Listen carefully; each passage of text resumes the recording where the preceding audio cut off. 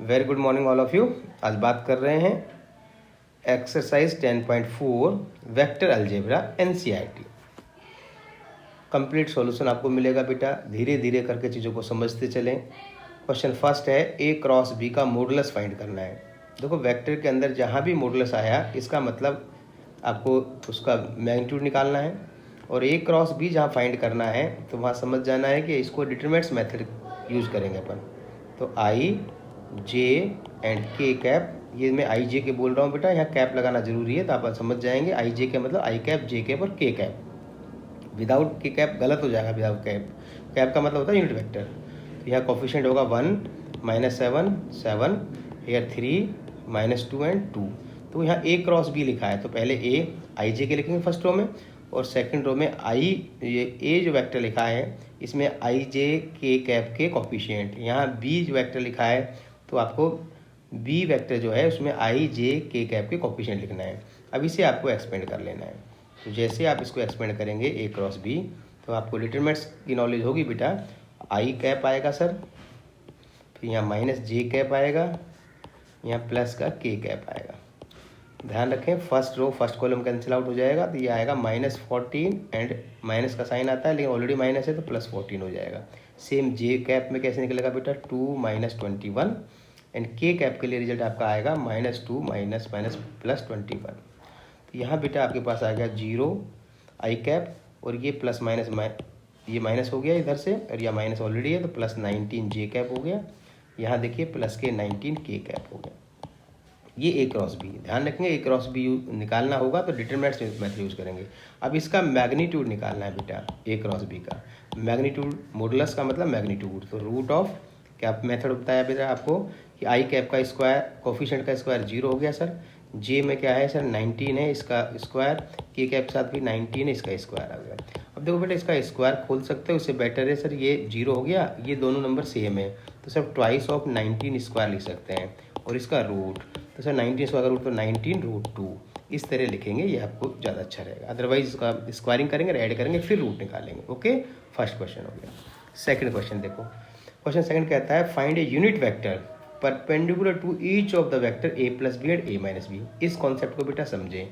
जब कभी भी कोई भी दो वेक्टर हो, दो वेक्टर, ये इन दोनों वेक्टर के परपेंडिकुलर वेक्टर निकालना हो तो सबसे सिंपल रास्ता है कि दोनों वेक्टर का क्रॉस निकाल देंगे, और क्रॉस ही इसका परपेंडिकुलर वेक्टर होगा, और यहाँ आपके पास लैम्डा लगा देंगे। लैम्डा क्यों? ये ए क्रॉस बी का जो रिजल्ट आएगा वो वेक्टर भी हो सकता है या उसके पैरेलल वेक्टर भी हो सकते हैं। Is clear? तो जब कभी भी दो वेक्टर के परपेंडिकुलर वेक्टर निकालना हो तो बेटर है दोनों वेक्टर का क्रॉस करेंगे, और जो वेक्टर आपके पास आया वो उनके परपेंडिकुलर वेक्टर ही होगा। और यहाँ में जो लैम्डा लिखा ना, लैम्डा इसलिए लगाया बेटा, वो जो परपेंडिकुलर वेक्टर है वो ये वेक्टर जो रिजल्ट आया वो भी हो सकता है या उसका मल्टीपल हो सकता है। ओके, तो इस फंडे को यूज़ करके आप कर सकते हैं इसको। अब यहाँ देखो a + b और a - b दे रखा है। अब यहाँ दो रास्ते हैं सर, एक वेक्टर a दे रखा है, एक b दे रखा है। क्या सर दोनों को ऐड कर लें? भी कर सकते हो। फिर दोनों को माइनस कर लें, बिल्कुल कर सकते हो। और उसके बाद में सर हम उनका क्रॉस निकाल लें, बिल्कुल कर सकते हो। और क्रॉस निकालने के बाद एक परपेंडिकुलर वेक्टर आ जाएगा, फिर क्या पूछा है? यूनिट वेक्टर पूछा है, फिर उसका अपन मैग्नीट्यूड निकाल के डिवाइड करेंगे। बिल्कुल ऐसा कर सकते हो, पर मैं चाहता हूँ आप ऐसा भी कर सकते हो सर, a + b और a - b के परपेंडिकुलर वेक्टर है तो इन दोनों का क्रॉस निकाल लेंगे सर, ये क्रॉस, और ये आपका होगा परपेंडिकुलर वेक्टर, ये आ जाएगा। अब देखो दोनों वेक्टर के कंपोनेंट वेक्टर फॉर्म में दे रखे हैं, आई जे की फॉर्म में, दोनों ऐड और सब्ट्रैक्ट कर सकते हो। बट अगर थोड़ा आगे बढ़े हैं तो ऐसा भी तो कर सकते हैं। अगर आपको थोड़ी नॉलेज ज़्यादा अपनी इंक्रीज करनी है तो सर ए को ए से क्रॉस करेंगे, जैसे अलजेब्रा हम करते थे, तो ये सर a क्रॉस a हो जाएगा। फिर a को b से करेंगे तो minus sir a cross b हो गया। फिर सर प्लस b को a से करेंगे सर b क्रॉस a हो गया। फिर माइनस b क्रॉस b हो गया। इस तरह कर सकते हैं। अब a क्रॉस a का मतलब क्या होता है सर? क्रॉस में सेम वेक्टर का क्रॉस प्रोडक्ट 0 होता है सर। अब यहाँ देखो a क्रॉस b है, यहाँ है b क्रॉस a, तो a क्रॉस b को b क्रॉस a में बदलना चाहते हो तो बदल सकते हो, बट साइन अपोजिट कर देना, ये प्लस हो जाएगा। और ये plus b cross a same, minus b cross b same vector का क्रॉस 0 हो गया, तो इसे ले सकते हैं twice of b cross a, ऐसे भी कर सकते हो। ये n वेक्टर हो गया। अब आपको b क्रॉस a की वैल्यू निकाल लेनी है। ओके, क्या बनेगा b क्रॉस a की वैल्यू? देखो twice of b cross a क्या बनेगा सर? ये n वेक्टर है, ये 2 आपका बाहर है, b क्रॉस a निकालेंगे तो ये होगा i j k। ठीक है, क्या है ये? ध्यान देना, ये जो n था ये था ट्वाइस ऑफ b क्रॉस ए, ये ट्वाइस हो गया। b क्रॉस ए कैसे निकलता है सर, आई जे के लिखा, और b क्रॉस ए है तो b का पहले कोफिशिएंट लिखना है बेटा, ये ध्यान रखेंगे 1 2 -2, फिर a का कोफिशिएंट आई जे के का, आई जे के कैप के 3 2 एंड 2 है। इसको ओपन करेंगे, 2 एज इट इज सर बाहर है, यहाँ सर आई कैप हो गया, यहाँ माइनस जे आएगा, डिटरमिनेंट्स मेथड से बेटा ओपन करेंगे, इसको एक्सपेंड करेंगे, के कैप हो गया और ये हो गया। अब देखिए फर्स्ट रो फर्स्ट कॉलम 2 2 जा सर 4 हो गया, माइनस माइनस प्लस 4 हो गया, करेक्ट है, समझ में आ गया। आगे चलो जे के लिए, जे से फर्स्ट रो सेकंड कॉलम कटेगा सर, 2 1 जा 2 हो गया, माइनस माइनस प्लस ये 6 हो गया, ठीक है। थर्ड के लिए 2 2 जा 4 हो गया सर, सॉरी 2 1 जा 2 हो गया, और माइनस से क्या हो जाएगा सर 6 हो गया, तो क्या बन गया ये 8 हो गया, और 8 2 जा क्या हो गया सर 16 आई कैप, ये भी 8 हो गया, फिर 2 से इंटू करेंगे, ये माइनस के बनेगा 16 जे कैप, यहाँ देखो कितना बन गया माइनस के 4, 2 से इंटू हो जाएगा माइनस का 8 के कैप। तो ये आपका एक वेक्टर बन के आ गया जो दोनों के परपेंडिकुलर है। अब उसका यूनिट वेक्टर निकालना है तो इसका मैग्नीट्यूड निकालेंगे बेटा। इसका मैग्नीट्यूड क्या आएगा सर, आई कैप का स्क्वायर सर 256, अगेन इसका स्क्वायर भी सर 256, और इसका स्क्वायर सर 64। अब दोनों को ऐड करेंगे, ये आ जाएगा सर 2 2 जा 4 यानी 400 दिया हो गया, 500 ये आएगा 576 का रूट। इट इज़ देखो प्लस माइनस नहीं लगाना है आपको, पॉजिटिव लेना है, लेंथ कभी नेगेटिव नहीं होती, तो ये 24 आ गया, ये एन कैप हो गया। अब आपको निकालना है यूनिट वेक्टर, तो यूनिट वेक्टर के लिए आपको पता है कि अगर एन कैप का यूनिट वेक्टर निकालना है तो सर एन वेक्टर और इसके मैग्नीट्यूड से डिवाइड कर देंगे, और ये क्लियर हो गया। अब एन वेक्टर आपके पास क्या दे रखा है, 16 आई कैप माइनस 16 जे कैप माइनस 8 के कैप, ये अपॉन 24, और यहाँ प्लस माइनस लगा देंगे बेटा एन कैप ये। अब इसको कॉमन लेके कैंसिल आउट कर लो, इंडिविजुअल डिवाइड कर लो, जैसा आपको करना आगे इसको सिंप्लीफाई करेंगे। ओके, तो ये बेटर है कि अगर आप दो वेक्टर के परपेंडिकुलर वेक्टर निकालना है, दोनों का क्रॉस निकाल लीजिए, राइट। नेक्स्ट क्वेश्चन देखिए, क्वेश्चन नंबर 3। क्वेश्चन कहता है एक यूनिट वेक्टर है जो एंगल बना रहा है आई कैप के साथ π/3, जे कैप के साथ π/4, एंड जो जेड है के कैप जो है उसके साथ कोई थीटा एंगल बन रहा है, वो थीटा एक्यूट एंगल है। तो find the theta and component of A vector. तो एक बात दिमाग में रखनी चाहिए बेटा कि अगर कोई यूनिट वेक्टर है तो यूनिट वेक्टर का जो मैग्नीट्यूड है वो 1 होता है, 1 थिंग्स। और यूनिट वेक्टर में क्या होता है बेटा कि यूनिट वेक्टर से ही डायरेक्शन कोसाइन निकलते हैं, यानी कि cos angle with X Y और जेड एक्सिस। तो हम एक यूनिट वेक्टर लेट कर लेंगे, मैंने ए कैप एक यूनिट वेक्टर लेट किया और वो लिख दिया L I cap plus M J cap plus N K cap लिख दिया। अब यहाँ से दो चीज़ें समझ में आनी चाहिए, जैसे यूनिट वेक्टर है तो सर इसका मैग्नीट्यूड 1 होगा, मैग्नीट्यूड का मतलब sir L square plus M square plus N square का रूट 1 होगा, का रूट 1, तो स्क्वायरिंग कर देंगे तो ये 1 होगा, यानी एक रिजल्ट ये पता लग गया। सेकंड इंपॉर्टेंट थिंग्स पता होना चाहिए, अगर ये यूनिट वेक्टर है तो ये एल जो है ये क्या बता रहा है कि एक्स एक्स के साथ एंगल, और वो भी कॉस एंगल, और ये एम वाई के साथ एंगल, और ये जेड के साथ एंगल, और ये आई जे के क्या है एक्स वाई जेड ही तो बताते हैं, एक्स वाई जेड के यूनिट वेक्टर है, तो मतलब ये कॉस एंगल बन रहा है। इसका मतलब it is L equal to cos angle with X axis, यानी आई कैप के साथ, यानी कि π/3 दे रखा है इन्होंने, और इसकी वैल्यू होती है 1/2। सेम ऐसे ये एम, ये भी कॉस एंगल बताएगा, ये वाई के साथ, वाई एक्सिस के साथ मतलब जे कैप के साथ, ये दे रखा है इन्होंने π/4, इसकी वैल्यू 1/√2, और एन जो है वो नहीं पता, थीटा दे रखा है तो ये कॉस थीटा हो जाएगा। तो ये एल की वैल्यू 1/2, एम की वैल्यू 1/√2, एन की वैल्यू कॉस थीटा। ये वैल्यूज आपके पास एल एम एन आ गया, इसको पुट करना है फर्स्ट में। तो एल क्या है सर 1/2, इसे क्या रहेगा स्क्वायर, ये बन जाएगा 1/4। एम कितना सर एम 1/√2, इसका square sir 1/2 plus N square नहीं पता सर, ये N square that is equal to 1। तो ये तो एन स्क्वायर की वैल्यू क्या बनेगी 1 माइनस 1/4 माइनस 1/2, इसका एलसीएम लेके सोल्व करेंगे तो एन स्क्वायर आएगा सर 1/4। तो एन की वैल्यू सर प्लस माइनस 1/4, यानी एन इक्वल टू क्या आ जाएगा, सॉरी रूट लगेगा यहाँ, तो प्लस माइनस 1/2 हो गया, प्लस माइनस। लेकिन एक्यूट एंगल कह रहा है, देखो एन क्या है कॉस थीटा, तो एक्यूट एंगल कह रहा है तो कॉस थीटा की वैल्यू 1/2, तो थीटा की जो वैल्यू है वो वापस क्या आएगी π/3 हो गई। क्लियर हो गया। अब ये कह रहा है कि जो ए वेक्टर इससे कंपोनेंट बताओ, तो बेटा कंपोनेंट में क्या आता है कि एल एम एन की वैल्यू कितना है, एल की वैल्यू, तो कंपोनेंट क्या बनेगा ए कैप जो वेक्टर है ये या ए वेक्टर लिखा हुआ है, वैसे ए कैप के जो कंपोनेंट बनेंगे वो बता रहा हूँ मैं आपको, L M N A cap होगा बेटा यहाँ, ठीक है। तो क्या बनेगा कंपोनेंट सर, एल की वैल्यू 1/2 ये आई कैप प्लस ये भी जे कितना था 1/√2, ये जे कैप एम की वैल्यू, और एन की वैल्यू कितनी सिर्फ 1/2 के कैप। ये हो गया, ये इसकी वेक्टर फॉर्म हो गई। कंपोनेंट की बात करेगा तो कंपोनेंट आपको बताना है, इसके वेक्टर कंपोनेंट ये पूरा होगा, ये वेक्टर कंपोनेंट, ओनली कंपोनेंट 1/2, 1/√2, 1/2 होगा। ओके, चलिए क्वेश्चन नंबर 4। क्वेश्चन नंबर 4 अभी बताया था, अगर आप याद नहीं है तो दोबारा देख लो। Show that a minus B cross a plus B equal twice of A, यानी कुछ नहीं है, इसको मल्टीप्लाई करना है। मल्टीप्लाई कैसे करना है बेटा, जैसे अलजेब्रा में करते थे, लेकिन ध्यान रखना मल्टीप्लाई का सही रूल है कि लेफ्ट से राइट इंटू करना। तो जब लेफ्ट से राइट इंटू करेंगे तो ये ए वेक्टर को इस पूरे ब्रैकेट से मल्टीप्लाई करेंगे, तो ये रिजल्ट बनेगा sir a cross a plus a cross b। ये ध्यान रखेंगे, पहले लेफ्ट की वैल्यू लिखनी है फिर राइट की वैल्यू लिखनी है। आगे चलो, माइनस बी को करेंगे क्या आएगा, minus B cross A and minus B cross B. ये अलजेब्रा में जैसे करते थे मल्टीप्लाई, सेम वैसे करना है, लेकिन ध्यान रखना है लेफ्ट से राइट इनटू जाना है, पहले लेफ्ट का फिर राइट का। अब आपके वेक्टर के हिसाब से knowledge, A cross A same vector का क्रॉस 0 होता है, B cross B same vector cross 0 हो गया। अब देखिए यहाँ ए क्रॉस बी लिखा हुआ है, ए क्रॉस बी, राइट, यहाँ बी क्रॉस ए लिखा हुआ है, तो ए क्रॉस बी को बी क्रॉस ए में लिख सकते हैं। ध्यान रखना डॉट में तो आपके पास कॉम्यूटेटिव लगता है, ए डॉट बी को बी डॉट ए लिख सकते हैं डॉट में, तो लेकिन क्रॉस में लिख तो सकते हैं लेकिन साइन चेंज हो जाएगा। तो बी क्रॉस ए को आप ए क्रॉस बी लिख सकते हो, बट डायरेक्शन चेंज हो जाएगी एक तरह से, यूँ समझो, तो ये प्लस हो जाएगा, साइन चेंज हो जाएगा। ये दोनों सेम है, क्या बन गया, twice of A cross B, यही प्रूव करना है। क्वेश्चन नंबर 6, ये 6 क्वेश्चन, ये बेटा इससे पिछली एक्सरसाइज में आ चुका है। ये क्या कह रहा है कि ए डॉट बी आपका 0 है सर, और ए क्रॉस बी भी 0 है, यानी कि ए वेक्टर, दो वेक्टर है जिनके डॉट प्रोडक्ट भी 0 है और उनका क्रॉस भी 0 है। तो कह रहा है कि ए और बी के बारे में आपका क्या ख्याल है, यानी कि कंक्लूजन क्या निकलेगा। तो देखो ए डॉट बी अगर 0 है तो इसकी कंडीशन क्या होती है सर आपके दिमाग में आएगा, सर ए डॉट बी 0 है, इसका मतलब सर वेक्टर ए 0 हो सकता है तब भी डॉट 0 आ सकता है, या वेक्टर बी 0 हो सकता है तब भी डॉट 0 आ सकता है, या फिर सर ऐसा हो सकता है कि अगर दोनों वेक्टर परपेंडिकुलर हो तब भी 0 आ सकता है। ये ए डॉट बी का रिजल्ट होगा। ए क्रॉस बी का रिजल्ट क्या निकलेगा सर, ए क्रॉस बी 0 का मतलब क्या हो गया, इसका मीनिंग होगा सर सेम, सर या वेक्टर ए 0 हो सकता है, क्योंकि जब कोई 0 वेक्टर को क्रॉस करेंगे या डॉट करेंगे तो रिजल्ट 0 आएगा, या सर वेक्टर बी भी 0 हो सकता है। और एक रिजल्ट निकलेगा सर, हो सकता है कि ए और बी 0 ना हो लेकिन ये दोनों वेक्टर पैरेलल हो तब भी रिजल्ट आपका 0 आएगा। तो दोनों का कंक्लूजन ये निकलेगा।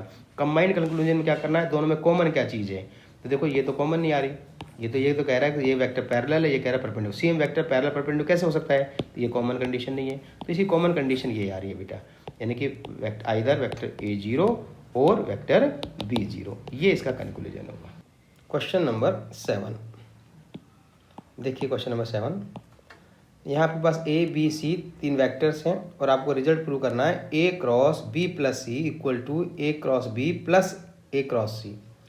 तो आपको पता है बेटा क्रॉस आ रहा है, डिटरमिनेंट्स मेथड यूज करेंगे, ए क्रॉस बी प्लस सी, यानी कि बी प्लस सी मतलब बी और सी वेक्टर। तो क्या बनेगा बेटा, यहाँ आई कैप जे कैप एंड के कैप, राइट। ए वेक्टर लिखा हुआ है, यहाँ ए वेक्टर के कंपोनेंट लिखो, A1 A2 and A3। B plus सी, पहले बी और सी को ऐड करेंगे फिर उसे कंपोनेंट लिखेंगे। तो बेटा बी और सी को ऐड करेंगे तो लाइक टर्म से ऐड करेंगे, तो कंपोनेंट क्या बनेगा, B1 plus C1, B2 plus C2 और B3 प्लस C3। आप पहले B प्लस सी निकाल लेंगे फिर उसे कंपोनेंट यहाँ लिख देंगे। अब जैसे इसको डिटरमिनेंट्स मेथड से आप एक्सपेंड करेंगे तो आपके पास एक रिजल्ट आ जाएगा। फिर ऐसे राइट साइड में लिखा हुआ है A cross B plus A cross C, तो यहाँ ए क्रॉस बी निकालेंगे, ए क्रॉस सी निकालेंगे, उसका रिजल्ट देखेंगे, तो लेफ्ट राइट इक्वल हो जाएगा। एक तरीका ये है। दूसरा मेथड क्या है, ये आपने पास ये डिटरमिनेंट्स है तो आप डिटरमिनेंट्स की प्रॉपर्टी पर जाएंगे। तो प्रॉपर्टी क्या कहती है बेटा, ये जो आपके पास थर्ड रो है जिसके अंदर एडिशन हो रहा है, इससे हम 2 डिटरमिनेंट्स बना सकते हैं as per the property of determinants. क्या बनेगा, A1 A2 A3, और ये B1 प्लस C1 है तो B1 इसे लिख सकते हैं B1 B2 and B3। Same ऐसे ही आई जे के, ये बेटा डिटरमिनेंट्स की प्रॉपर्टी है, A1 A2 A3 एंड अब की बार क्या लिखेंगे C1 C2 एंड C3। अब ये आप देख रहे हैं A1 B1 C1 है, यहाँ A1 A2 सॉरी और A3, यहाँ B1 B2 B3। इसका मतलब ये क्या लिखा हुआ है बेटा, ये हो गया आपका A क्रॉस B हो गया, प्लस यहाँ क्या हो गया, आई जे के है, A1 A2 A3 है, C1 C2 C3 है। दिस इज, यहाँ देखो ए वेक्टर कंपोनेंट है या सी वेक्टर कंपोनेंट है, तो ये हो जाएगा A क्रॉस सी, ये इसकी इक्वल हो जाएगा। इस तरह भी क्वेश्चन को कर सकते हैं, या इसको एक्सपेंड कर लेना, इसकी वैल्यू निकाल लेना, ए क्रॉस बी की वैल्यू निकालना, ए क्रॉस सी दोनों को एडिशन करना, तो लेफ्ट राइट रिजल्ट आपका इक्वल आ जाएगा। ओके, अब क्वेश्चन नंबर 7 पे चलते हैं, सॉरी 8 पर। क्वेश्चन नंबर 8 देखिए, क्वेश्चन 8 क्या कहता है, if either A equal to 0 B equal to 0। यह कह रहा है कि अगर कोई वेक्टर ए 0 है या फिर आपके पास बी वेक्टर 0 है, तो क्वेश्चन कहता है कि ए क्रॉस बी 0 होगा। ठीक है, ये 0 है तो बोलो ये 0 होगा, देन ये प्रूव करना है। फिर कहता है क्या कन्वर्स भी ट्रू है क्या? तो आप सोच के देखो बेटा, अगर वेक्टर ए 0 है तो डेफिनेटली तो केस फर्स्ट क्या लेंगे, वेक्टर ए 0। अगर ए वेक्टर 0 है यानी कि 0 वेक्टर है, इट मीन्स ए क्रॉस जब बी निकालोगे तो ए वेक्टर आपका 0 वेक्टर है इंटू बी, तो रिजल्ट क्या आना है, 0 आना है। और अगर आपका बी वेक्टर सेकंड केस क्या बन गया कि सर बी वेक्टर 0 है, इस हिसाब में ए क्रॉस बी की वैल्यू क्या आएगी बेटा, तो ए वेक्टर क्रॉस 0 मतलब 0 वेक्टर, दैट इज क्या होगा 0। ये तो ठीक है कि अगर ए या बी दोनों में कोई भी 0 हो तो डेफिनेटली ए क्रॉस बी आपका 0 आना है। अब क्या कन्वर्स ट्रू है क्या? अब आपको थोड़ा सा ध्यान दो बेटा, अगर किसी वेक्टर के क्रॉस प्रोडक्ट की वैल्यू 0 हो तो ए 0 हो या बी 0 हो तब भी 0 आएगा। ठीक है, ए और बी में कोई भी एक 0 आएगा। बट एक दूसरी कंडीशन आपको पता है, अगर दो वेक्टर का क्रॉस प्रोडक्ट 0 आ रहा है, इसका मतलब ए और बी का 0 होना जरूरी नहीं है, हो सकता है दोनों वेक्टर कैसे हो पैरेलल, तब भी क्रॉस प्रोडक्ट 0 आता है।